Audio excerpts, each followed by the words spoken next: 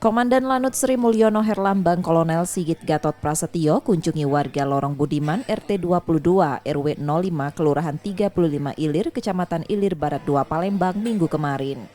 Kedatangannya guna menyampaikan permohonan maaf atas keributan yang melibatkan dua prajurit TNI beberapa hari sebelumnya di tempat tersebut saat perayaan 17 Agustus.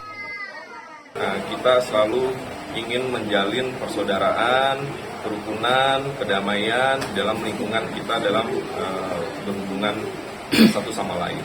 Dan ini adalah suatu kebahagiaan bagi kami bisa berdialog dan berkomunikasi dengan seluruh warga masyarakat di RT 22 khususnya di Kelurahan 35 Ilir, dan kami berharap apa yang sudah terjadi kemarin ini merupakan suatu pembelajaran yang baik bagi kita semua untuk dapat menata dalam rangka meningkatkan saling komunikasi dan koordinasi di kedepannya menjadi lebih baik.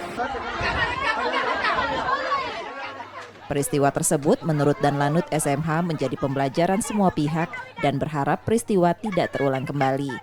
Pihaknya dan seluruh jajaran TNI AU juga berupaya meningkatkan komunikasi dan dialog bersama masyarakat.